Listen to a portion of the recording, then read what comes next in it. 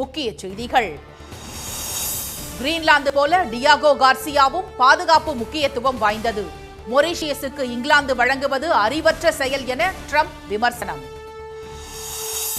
India ஐரோப்பிய ஒன்றியம் இடையே விரைவில் தடையற்ற வர்த்தக ஒப்பந்தம் வரலாற்று சிறப்பு மிக்கதாக அமையும் என ஐரோப்பிய ஆணைய தலைவர் கருத்து. கூட்டணியில் குழப்பத்தை ஏற்படுத்த நினைப்பவர்களின் சூழ்ச்சிக்கு பலியாகிவிடக்கூடாது. திராவிட மாடல் சாதனைகளை வீடுதோறும் திமுகவினர் கொண்டு சேர்க்க ஸ்டாலின் அறிவுறுத்தல். ஒசூரில் விமான நிலையம் அமைக்க மத்திய அரசு 2வது முறையாக அனுமதி மறுப்பு. பெரும் ஏமாற்றம் அளிப்பதாக தொழிலதிபர்கள் கருத்தால் பரபரப்பு.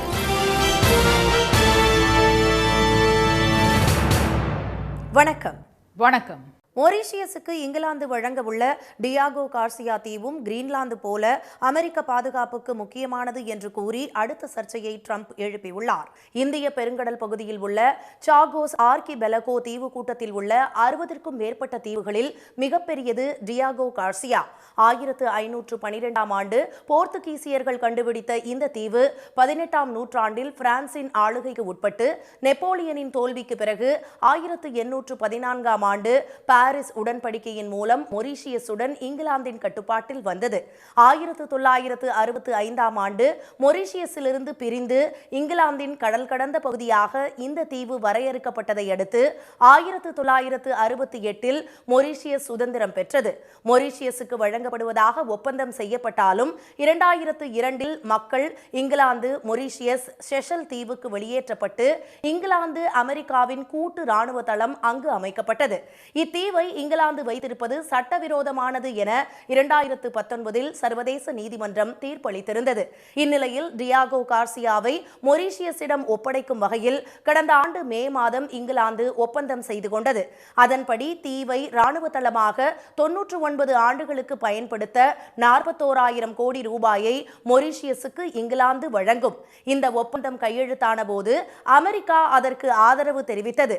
ஆனால் அமெரிக்க ராணுவ வீரர்கள் 2500 பேர் தங்கியுள்ள தளம் அமைந்துள்ள தீவின் இறையாண்மையை மொரீஷியஸிடம் ஒப்படைக்கும் இங்கிலாந்தின் முடிவு மிகப்பெரிய அறிவற்ற செயல் என ட்ரம்ப் நேற்று விமர்சித்துள்ளார். தமது ட்ரூத் சோஷியல் பதிவில் இந்த நடவடிக்கையை சீனாவும் ரஷ்யாவும் பலவீனமாக பார்க்கும் என்றும் குறிப்பிட்டுள்ளார். சக்தி படைத்த இந்த நாடுகள் பலமான நாட்டை மட்டுமே அங்கீகரிக்கும் என்றும் ஓராண்டாக தமது தலைமையின் கீழ் உள்ள அமெரிக்காவை அந்த சக்திகள் முன்னெப்போதும் இல்லாத அளவில் மதிப்பதாகவும் அவர் கூறியுள்ளார். கிரீன்லாந்தை அமெரிக்காவுடன் இணைக்க தாம் விரும்புவதற்கான காரணங்களில் டியாகோ கார்சியாவும் சேர்ந்துள்ளதாக ட்ரம்ப் குறிப்பிட்டுள்ளார். இதனிடையே கிரீன்லாந்து விவகாரம் தொடர்பாக டென்மார்க் நாடாளுமன்றத்தில் பேசிய அந்நாட்டு பிரதமர் மெட்டே ஃப்ரெட்ரிக்சன் இறையாண்மை விவகாரத்தில் பேரம் பேச முடியாது என்றார். இந்நிலையில் சுவிட்சர்லாந்தின் டாவோஸ் நகரில் உலக பொருளாதார கூட்டமைப்பின் மாநாட்டில் பங்கேற்றுள்ள ஐரோப்பிய நாடுகளின் தலைவர்கள் கிரீன்லாந்து விவகாரத்தில் வரி விதிக்கப் போவதாக ட்ரம்ப் கூறியதற்கு கண்டனம் தெரிவித்தனர். வரி விதிப்புக்கு எதிர்ப்பு தெரிவித்த கனடா பிரதமர் மார்க் கார்னி பலம் பொருந்திய நாட்டை கூட்டு முயற்சியால் எதிர்க்க முடியும் என்றார். கிரீன்லாந்து விவகாரம் உக்ரைன் போர் மீதான கவனத்தை திசை திருப்பி ரஷ்யாவின் கையை ஓங்க செய்யும் என்று எச்சரித்த லிதுவேனியா அதிபர் கிதானஸ் நௌசடே பதற்றத்தை குறைக்க அமெரிக்கா முன்வர வேண்டும் என்று வலியுறுத்தினார். 200 கோடி மக்களை கொண்ட ஒரு சந்தையை உருவாக்கும் என்பதால் இந்தியாவுடனான ஐரோப்பிய ஒன்றியத்தின் வர்த்தக ஒப்பந்தம் வரலாற்று சிறப்பு மிக்கது என்று ஐரோப்பிய ஆணையத்தின் தலைவர் உர்சுலா வான் டெர் லேயன் தெரிவித்துள்ளார். சுவிட்சர்லாந்தில் டாவோஸ் நகரில் நடைபெற்ற உலக பொருளாதார கூட்டமைப்பின் மாநாட்டில் உரையாற்றிய அவர் இந்தியாவுடன் தடையற்ற வர்த்தக ஒப்பந்தத்தை முடிப்பதற்கு இன்னும் சில பணிகள் உள்ளதாகவும் தாங்கள் வரலாற்று சிறப்புமிக்க வர்த்தக ஒப்பந்தத்தின் விளிம்பில் உள்ளதாகவும் கூறினார். சிலர் இதை அனைத்து ஒப்பந்தங்களுக்கும் தாய் என்று அழைக்கலாம் என்ற உர்சுலா 200 கோடி மக்களை கொண்ட ஒரு சந்தையை உருவாக்கும் அந்த ஒப்பந்தம் உலகளாவிய மொத்த உள்நாட்டு உற்பத்தியில் கிட்டத்தட்ட 1/4 பங்குக்கு சமம் என்று சுட்டிக்காட்டினார். இந்த ஒப்பந்தம் ஐரோப்பிய ஒன்றியத்தின் வர்த்தகத்தை பல்வகைப்படுத்தும் என்ற அவர் உலகின் வேகமாக வளர்ந்து வரும் பொருளாதாரங்களில் ஒன்றான இந்தியாவுடனான உறவுகளை அது வலுப்படுத்தும் என்றும் கூறினார். வரும் 26ஆம் தேதி குடியரசு தினத்தை ஒட்டி ஐரோப்பிய ஒன்றிய தலைவர்கள் இந்தியாவுக்கு வரவுள்ளனர். அப்போது ஐரோப்பிய ஒன்றியத்துக்கும் இந்தியாவுக்கும் இடையேயான தடையற்ற வர்த்தக ஒப்பந்தம் கையெழுத்தாகும் என எதிர்பார்க்கப்படுகிறது. இந்நிலையில் இதுவரை 7 வளர்ந்த நாடுகளுடன் தடையற்ற வர்த்தக ஒப்பந்தங்களை இந்தியா செய்து கொண்டிருப்பதாக தெரிவித்துள்ள மத்திய வர்த்தக அமைச்சர் திரு பியூஷ் கோயல், இது உலகின் மிகவும் சக்தி வாய்ந்த 2 பொருளாதாரங்களை உள்ளடக்கிய நடவடிக்கை என்றும் இந்தியாவுக்கும் மிகச் சிறந்த வளர்ச்சி வாய்ப்புகளை இது கொடுக்கும் என்றும் தெரிவித்தார். இதனிடையே ஐரோப்பிய நாடுகளுடனான வர்த்தக போரை தீவிரப்படுத்தும் வகையில் பிரான்சிலிருந்து இறக்குமதி செய்யப்படும் ஒயின், ஷாம்பெயின் உள்ளிட்ட மதுபானங்களுக்கு 200% வரி விதிக்கப்படும் என்று அமெரிக்க அதிபர் டிரம்ப் எச்சரிக்கை விடுத்துள்ளார். இதனை தமது ட்ரூத் வலைதளத்தில் பகிர்ந்துள்ள அவர், அமெரிக்காவை சுரண்டுவதற்காகவே ஐரோப்பிய யூனியன் உருவாக்கப்பட்டிருப்பதாக விமர்சித்துள்ளார். இந்நிலையில் டிரம்பின் இந்த வரி விதிப்பு அதிரடிகளுக்கு எதிராக தொடரப்பட்ட வழக்கை அடுத்த மாதம் 20ஆம் தேதிக்கு ஒத்திவைத்துள்ள அமெரிக்க உச்ச நீதிமன்றம் அன்று தீர்ப்பு வழங்கப்படும் என்று கூறியுள்ளது. கூட்டணியில் குழப்பத்தை ஏற்படுத்த நினைப்பவர்களின் சூழ்ச்சிக்கு திமுகவினர் பலியாகிவிடக் கூடாது என அக்கட்சியின் தலைவரும் முதலமைச்சருமான திரு மு.க. ஸ்டாலின் எச்சரித்துள்ளார். திமுக மாவட்ட செயலாளர்கள் ஆலோசனைக் கூட்டம் சென்னை அண்ணா அறிவாலயத்தில் நேற்று அவரது தலைமையில் நடைபெற்றது. இதில் பெண்களுக்கான அரசு செயல்படுத்தி வரும் திட்டங்களை எடுத்துக் கூறி மகளிரின் வாக்குகள் முழுமையாக கிடைக்கும் வகையில் வெல்லும் தமிழ் பெண்கள் என்ற பெயரில் பரப்புரை செய்வது, தமிழ்நாடு தலைகுனியாது என்ற தலைப்பில் முக்கிய பிரமுகர்கள், தொழில் முனைவோர், இளைஞர்கள், மாணவர்கள் மத்தியில் பரப்புரை செய்வது, வாக்குச்சாவடி குழுவினருக்கான எண் வாக்குச்சாவடி, வெற்றி வாக்குச்சாவடி பயிற்சி வழங்குவது ஆகிய தீர்மானங்கள் நிறைவேற்றப்பட்டன. அப்போது பேசிய திரு ஸ்டாலின், கூட்டணி விவகாரத்தையும் தொகுதி பங்கீட்டையும் தாம் பார்த்துக் கொள்வதாக கூறினார். 234 தொகுதிகளிலும் தாமே போட்டியிடுவதாக நினைத்து தேர்தலில் 100% களப்பணியாற்ற வேண்டும் என்று அவர் கேட்டுக்கொண்டார். கூட்டணி கட்சிகளில் நம்மை பிடிக்காத சிலர் இருக்கத்தான் செய்வார்கள் என்ற திரு ஸ்டாலின், அவர்கள் தேவையில்லாத கருத்துக்களை வெளிப்படுத்தி கூட்டணியில் குழப்பத்தை ஏற்படுத்த நினைக்கலாம் என்பதால் அத்தகைய சூழ்ச்சிக்கு யாரும் பலியாக கூடாது என்று எச்சரித்தார். திராவிட மாடல் அரசின் தேர்தல் அறிக்கை மக்களின் பங்களிப்புடன் மக்களின் தேர்தல் அறிக்கையாக வெளிவரும் என்ற திரு ஸ்டாலின், தமிழகத்தில் எல்லோரும் அரசின் திட்டங்களால் பயனடைய வேண்டும் என பார்த்து பார்த்து திட்டங்களை செயல்படுத்தி வருவதாக கூறினார். இந்த திராவிட மாடலின் சாதனைகளை ஒவ்வொரு வீட்டுக்கும் தனி நபருக்கும் கொண்டு சேர்க்க வேண்டும் என்ற அவர், தேர்தலுக்கு இன்னும் சில நாட்களே உள்ள நிலையில் இரவு பகல் பாராமல் தேர்தல் வெற்றிக்காக ஓய்வின்றி உழைக்க வேண்டும் என்று கட்சியினரை கேட்டுக்கொண்டார். வரும் மார்ச் 8ஆம் தேதி திருச்சியில் 10 லட்சம் பேர் பங்கேற்கும் ஸ்டாலின் தொடரட்டும், தமிழ்நாடு வெல்லட்டும் என்ற மாநாட்டை நடத்தவும் கூட்டத்தில் முடிவு செய்யப்பட்டது.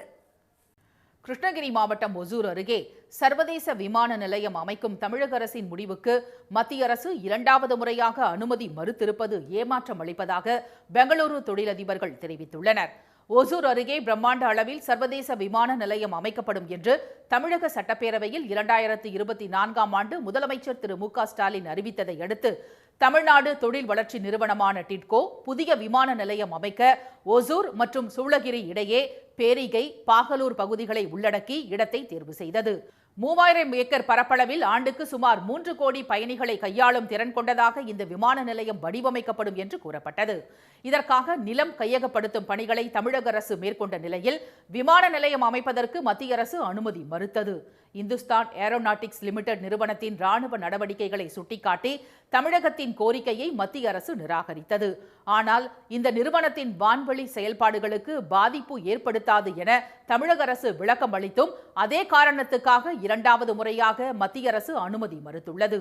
வான்வழி சிக்கல்களை தீர்க்க விரிவான தொழில்நுட்ப அறிக்கையை தமிழகம் சமர்ப்பித்த போதும் பேச்சுவார்த்தை நடத்தாமலேயே மத்திய அரசு நிராகரித்துள்ளதாக தகவல்கள் வெளியாகியுள்ள நிலையில் இதுகுறித்து பெங்களூரு தொழிலதிபர்களும் ஏமாற்றம் தெரிவித்துள்ளனர். பெங்களூரு கெம்பேகவுடா விமான நிலையம் நகரை விட்டு வெகு தூரத்தில் இருப்பதாக தமது எக்ஸ் தள பதிவில் சுட்டிக்காட்டியுள்ள பிரபல பிஸ்கான் நிறுவன தலைவர் திருமதி கிரண் மசூம்தார் ஷா, பெங்களூருவின் தென்பகுதி மக்களுக்கும் அந்நகரின் தொழில் நிறுவனங்களுக்கும் மத்திய அரசின் முடிவு பெரும் ஏமாற்றம் அளிப்பதாக பதிவிட்டுள்ளார். ஒசூரில் விமான நிலையம் அமைக்க மத்திய அரசு அனுமதி மறுத்திருப்பது எதிர்க்கட்சியினர் ஆளும் மாநிலங்களை பழிவாங்கும் மத்திய அரசின் நடவடிக்கை என கிருஷ்ணகிரி எம்பி திரு கோபிநாத் குற்றம் சாட்டியுள்ளார். ஒசூர் தால் என்ற தனியார் விமான ஓடுதளம் 30 ஆண்டுகளாக அங்குள்ளதை சுட்டிக்காட்டியுள்ள அவர், பிரதமர் செல்லும் பெரிய விமானங்கள் கூட பழுது பார்க்கும் பணிக்காக வருவதாக கூறியுள்ளார். அப்போதெல்லாம் ராணுவ விமானம் சோதனை நடத்தவில்லையா என்றும், ஒசூருக்கு அனுமதி தராமல் ஆந்திர மாநிலம் குப்பத்தில் விமான நிலையம் அமைக்க அனுமதி வழங்கியது ஏன் என்றும் திரு கோபிநாத் கேள்வி எழுப்பினார். இதனிடையே உத்தரப்பிரதேசத்தின் குஷி நகரில் 2021ஆம் ஆண்டு பிரதமர் திரு மோடியால் மிகவும் ஆரவாரமாக துவக்கப்பட்ட விமான நிலையத்துக்கு பயணிகளே வராத நிலையில் அந்த விமான நிலையம் தற்போது வெறிச்சோடி காணப்படுவதாக தகவல் அறியும் உரிமை சட்டத்தின் மூலம் பெறப்பட்ட தகவல்கள் தெரிவிக்கின்றன. புத்த மதத்தை பின்பற்றும் மக்கள் லும்பினி, சாரநாத், புத்தகயா உள்ளிட்ட இடங்களுக்கு செல்ல வசதியாக இந்த விமான நிலையம் கட்டப்பட்டது. அதன் தொடக்க விழாவில் இலங்கையின் அப்போதைய அதிபர் மகிந்த ராஜபக்சேவின் மகன் நமல் ராஜபக்சே மற்றும் ஏராளமான புத்த துறவிகள் பங்கேற்றது குறிப்பிடத்தக்கது. எந்தவித ஆய்வுகளுமின்றி இந்த விமான நிலையம் அமைக்கப்பட்டதாகவும் அதில் முதலீடு செய்யப்பட்ட பணம் விடலுக்கு இறைத்த நீர் என்றும் விமர்சனங்கள் எழுந்துள்ளன. சுற்றுச்சூழலை பாதிக்கும் திட்டங்களை ரத்து செய்ய கோரி மகாராஷ்டிராவில் 50,000 பேர் பாத யாத்திரையாக சென்று போராட்டத்தில் ஈடுபட்டனர். பால்கர் மாவட்ட கடற்கரை பகுதியான தஹானுவில் 77,200 கோடி ரூபாய் மதிப்பீட்டில் பதாவன் துறைமுகம் அமைக்கும் திட்டத்துக்கு மத்திய அரசு ஒப்புதல் வழங்கியுள்ளது. மர்பி கிராமத்தில் 4,200 கோடி ரூபாய் மதிப்பீட்டில் துறைமுகம் அமைக்கப்பட உள்ளது. இந்த திட்டங்களால் சுற்றுச்சூழல் பாதிக்கும் என்று அப்பகுதி மக்கள் எதிர்ப்பு தெரிவித்து வருகின்றனர். இந்நிலையில் பல்வேறு கோரிக்கைகளை வலியுறுத்தி சரோட்டி கிராமத்திலிருந்து நேற்று முன்தினம் மார்க்சிஸ்ட் கம்யூனிஸ்ட் கட்சியின் தலைமையில் 60 கிலோமீட்டர் தொலைவில் உள்ள பால்கர் நகரை நோக்கி பேரணி புறப்பட்டது. வன உரிமை சட்டத்தை அமல்படுத்தி பழங்குடியினர் சாகுபடி செய்யும் நிலங்களுக்கு உரிமையை வழங்க வேண்டும். அரசு மற்றும் கோயில் நிலங்களை விவசாயம் செய்பவர்களுக்கே வழங்க வேண்டும். வதாவன், மர்பி துறைமுக திட்டங்கள் உள்பட சுற்றுச்சூழலை பாதிக்கும் திட்டங்களை நிறுத்த வேண்டும். மகாத்மா காந்தி தேசிய ஊரக வேலைவாய்ப்பு திட்டத்தை பழைய முறையிலேயே செயல்படுத்த வேண்டும். 4 புதிய தொழிலாளர் தொகுப்பு சட்டங்களை ரத்து செய்ய வேண்டும் என்பன உள்ளிட்ட கோரிக்கைகள் தொடர்பாக பேரணியில் முழக்கங்கள் எழுப்பப்பட்டன. 50,000 பேர் கலந்து கொண்ட இப்பேரணி பால்கர் மாவட்ட ஆட்சியர் அலுவலகத்தை நேற்றிரவு அடைந்ததும் தர்ணா போராட்டம் தொடங்கியது. இன்று காலை மாவட்ட ஆட்சியரிடம் போராட்டக் குழு பிரதிநிதிகள் மனு அளித்து பேச்சுவார்த்தை நடத்த உள்ளனர். சிவகங்கை அருகே நாட்டரசன் கோட்டையில் பாரம்பரிய செவ்வாய் பொங்கல் விழா கோலாகலமாக நடைபெற்றது. நாட்டரசன் கோட்டை பகுதியில் அதிக அளவில் வசிக்கும் நகரத்தார் சமூகத்தினர் தைப்பொங்கல் முடிந்து வரும் முதல் செவ்வாய்க்கிழமையில் செவ்வாய் பொங்கல் விழாவை விமர்சையாக கொண்டாடுகின்றனர். இதற்காக திருமணம் முடிந்த குடும்பத்தினரை ஒரு புள்ளியாக கணக்கிட்டு அனைவரின் பெயரையும் சீட்டில் எழுதி குலுக்கல் முறையில் தேர்வு செய்கின்றனர். முதல் சீட்டில் வரும் குடும்பத்தினர் கண்ணுடைய நாயகி அம்மன் கோயில் முன்பாக முதல் பானையாக பொங்கல் வைப்பர். அதன்படி நேற்று மாலை நடந்த பொங்கல் விழாவில் 927 பெண்கள் பொங்கல் வைத்தனர். முதல் சீட்டில் தேர்வான குடும்பத்தினர் மண் பானையிலும் மற்றவர்கள் வெண்கலம், எவர் சில்வர் பானைகளிலும் பொங்கல் வைத்தனர். மற்ற சமூகங்களை சேர்ந்த 100க்கும் மேற்பட்டோரும் பொங்கல் வைத்து அம்மனுக்கு படையல் இட்டனர். அதனைத் தொடர்ந்து உறவினர்களை நலன் விசாரித்து வரன் பார்க்கும் நிகழ்ச்சியும் நடந்தது. அரிய வகை நோய் பாதிப்பால் முதுகெலும்பு வளைந்து பாதிக்கப்பட்ட இளம்பெண்ணுக்கு மதுரை ராஜாஜி அரசு மருத்துவர்கள் வெற்றிகரமாக அறுவை சிகிச்சை செய்து சாதனை படைத்துள்ளனர். தூத்துக்குடி மாவட்டம் கயத்தாறு பகுதியைச் சேர்ந்தவர் கனகலட்சுமி. பிறவியிலேயே முதுகுத்தண்டு வளைந்து இருந்தது. இதனால் குனிந்தே நடந்து செல்ல வேண்டிய நிலையில் தொடர் முதுகுவலி, சுவாச பிரச்சனையாலும் அவர் பாதிக்கப்பட்டு வந்தார். நெல்லை அரசு மருத்துவமனையில் ஆலோசனை பெற்ற பின் மேல் சிகிச்சைக்காக மதுரை அரசு ராஜாஜி மருத்துவமனையில் சேர்க்கப்பட்ட அவருக்கு ஸ்கோலியோசிஸ் என்ற அரிய வகை நோய் பாதிப்பு இருப்பதை மருத்துவர்கள் கண்டறிந்தனர். இதையடுத்து கனகலட்சுமிக்கு முதுகுத்தண்டு அறுவை சிகிச்சை வெற்றிகரமாக செய்யப்பட்டது. இந்த நோய்க்கான காரணம் இதுவரை அறியப்படவில்லை என்ற மருத்துவர்கள் கனகலட்சுமிக்கு நுரையீரல் பாதிப்பு இருந்ததால் அறுவை சிகிச்சைக்கு நீண்ட நாட்கள் தேவைப்பட்டதாக தெரிவித்துள்ளனர். அந்த எல்லா எலும்பையுமே ஒன்று பிரித்து அதுக்கு ஒரு கம்பி மாதிரி ஒன்று கொடுத்து ஸ்டெபிலைஸ் பண்ணி நேராக நிறுத்தி வைக்கிற சர்ஜரி ரொம்ப ரேராக தான் பண்ணுவாங்க. ஃபெயிலியர் சக்ஸஸ் ரேட் ரொம்ப கம்மி. ப்ரைவேட்லலாம் பண்ணால் ரொம்ப காஸ்ட்லியாக இருக்கும். ஆர்த்தோ டிபார்ட்மெண்ட் ஆகட்டும், நம்ம அனஸ்தீசியா டிபார்ட்மெண்ட் ஆகும், கிட்டத்தட்ட ஒரு 7-8 மணி நேரம் போராடி இந்த ஆப்ரேஷன் பண்ணியிருக்காங்க. அதை விட முக்கியம், பண்ணி முடித்ததுக்கப்புறம் எந்த ஒரு காம்ப்ளிகேஷனும் இல்லாமல் கிட்டத்தட்ட 1 மாதம் ஐஆர்சியூலே வச்சு பார்த்துக்கிட்டு அந்த பொண்ணு இன்றைக்கி நல்லபடியாக டிஸ்சார்ஜ் ஆகி இது பண்ணுறாங்க. முதுகு தண்டுவட பிரச்சனை அறுவை சிகிச்சைக்கு பிறகு தான் மறுபிறவி எடுத்துள்ளதாக கனகலட்சுமி நிகழ்ச்சியுடன் தெரிவித்துள்ளார். வரதுக்கு முன்னாடி ரொம்ப தூரம் நடக்க முடியாது, அதிகமாக ரொம்ப தூரம் பேசினாலுமே மூச்சு வாங்கும். இப்போ ஆப்ரேஷனுக்கு அப்புறம் நல்லா பேச முடியுது. கொஞ்சம் நடந்தாலும் கொஞ்சம் பெயின் இல்லாமல் நல்லா இருக்குது. தனியாரில் இதுபோன்ற சிக்கலான அறுவை சிகிச்சைக்கு குறைந்தது 5 லட்சம் ரூபாய் வரை செலவாகும் என்று மருத்துவர்கள் தெரிவித்துள்ளனர். ஆனால் இந்த அறுவை சிகிச்சையை அரசு மருத்துவமனைகளில் பொதுமக்களுக்கு இலவசமாக செய்யப்படுவதாகவும் கடந்த ஒரு ஆண்டில் மட்டும் 12 பேருக்கு ஸ்கோலியோசிஸ் அறுவை சிகிச்சையை வெற்றிகரமாக செய்து முடித்துள்ளதாக மருத்துவர்கள் மகிழ்ச்சியுடன் தெரிவித்துள்ளனர். இனி வருவது செய்தி துளிகள். ஒடிஷா மாநிலம் மயூர்பஞ்ச் மாவட்டத்தில் புதிதாக அமைக்கப்பட்ட சாலை தரமற்றதாக உள்ளதாக பொதுமக்கள் புகார் தெரிவித்துள்ளனர். ஃபூல்பாட்டியா மற்றும் கவுட் கிராமம் இடையே அமைக்கப்பட்ட புதிய சாலையில் காகிதம் போல தார் பெயர்ந்து வருவதை காட்டிய அப்பகுதி மக்கள் சாலை பணியில் முறைகேடு நடந்திருப்பதாக குற்றம் சாட்டினர்.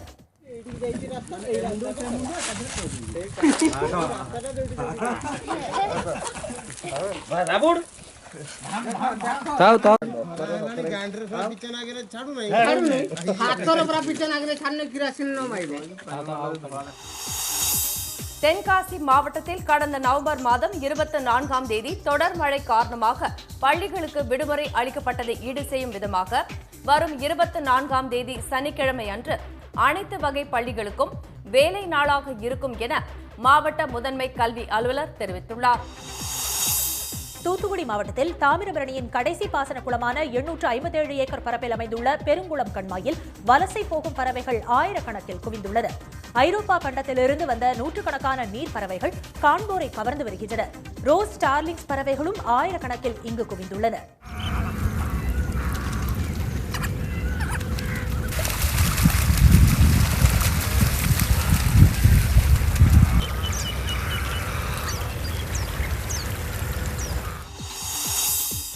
பெங்களூர் ஹோசூர் மெட்ரோ ரயில் திட்டத்தை நிறைவேற்றுவது குறித்து வரும் பட்ஜெட் கூட்டத்தொடரில் மத்திய அரசு அறிவித்து நடவடிக்கை எடுக்க வேண்டும் என மார்க்சிஸ்ட் கம்யூனிஸ்ட் கட்சி வலியுறுத்தியுள்ளது. ஹோசூரில் இருந்து பெங்களூருக்கு கூடுதலாக பயணிகள் ரயில் இயக்க வேண்டும். ஹோசூர் விமான நிலைய திட்டம் 83 ஆண்டுகளாக கிடப்பில் உள்ள ஹோசூர் ஜோலார்பேட்டை கிருஷ்ணகிரி வழியாக ரயில் பாதை திட்டத்தை நிறைவேற்ற வேண்டும் என வலியுறுத்தி தமிழக கர்நாடக எல்லைப் பகுதியான ஜூஜுவாடியில் இருந்து ஹோசூருக்கு மார்க்சிஸ்ட் கம்யூனிஸ்ட் கட்சியினர் இருசக்கர வாகன பேரணி நடத்தினர். பின்னர் நடைபெற்ற பொதுக்கூட்டத்தில் பேசியவர்கள் இந்த திட்டங்களை மத்திய அரசு நிறைவேற்ற வலியுறுத்தினர். திருச்செந்தூர் முருகன் கோயிலில் ட்ரோன் பயன்படுத்தவும் ரீல்ஸ் எடுக்கவும் தடை விதித்துள்ள கோயில் நிர்வாகம் அதை மீறினால் வழக்கு தொடரப்படும் என எச்சரித்துள்ளது. கடந்த சில தினங்களாக கோயிலின் மேலும் வளாகத்திலும் ட்ரோன் பறக்க விடப்பட்டது பரபரப்பை ஏற்படுத்தியதை அடுத்து இந்த நடவடிக்கை மேற்கொள்ளப்பட்டுள்ளது. கோயில் பகுதியில் இந்த எச்சரிக்கை குறித்த அறிவிப்பு பலகைகள் வைக்கப்பட்டுள்ளன. மீண்டும் முக்கிய செய்திகள். மொரீஷியஸுக்கு இங்கிலாந்து வழங்க உள்ள டியாகோ கார்சியா தீவும் கிரீன்லாந்து போல அமெரிக்க பாதுகாப்புக்கு முக்கியமானது என்று கூறி அடுத்த சர்ச்சையை ட்ரம்ப் எழுப்பியுள்ளார். 200 கோடி மக்களை கொண்ட ஒரு சந்தையை உருவாக்கும் இந்தியாவுடனான ஐரோப்பிய ஒன்றியத்தின் வர்த்தக ஒப்பந்தம் வரலாற்று சிறப்புமிக்கது என்று ஐரோப்பிய ஆணையத்தின் தலைவர் உர்சுலா வான் டெர் லேயன் தெரிவித்துள்ளார். கூட்டணியில் குழப்பத்தை ஏற்படுத்த நினைப்பவர்களின் சூழ்ச்சிக்கு திமுகவினர் பலியாகிவிடக் கூடாது என அக்கட்சியின் தலைவரும் முதலமைச்சருமான ஸ்டாலின் எச்சரித்துள்ளார். இத்துடன் இந்த செய்திகள் நிறைவடைந்தன. மீண்டும் சன் டிவியில் செய்திகள் மாலை 6 மணிக்கு. செய்திகளை உடனுக்குடன் தெரிந்து கொள்ள QR கோடை ஸ்கேன் செய்து சன் நியூஸ் வாட்ஸ்அப் சேனலில் இணைந்திருங்கள். வணக்கம். வணக்கம்.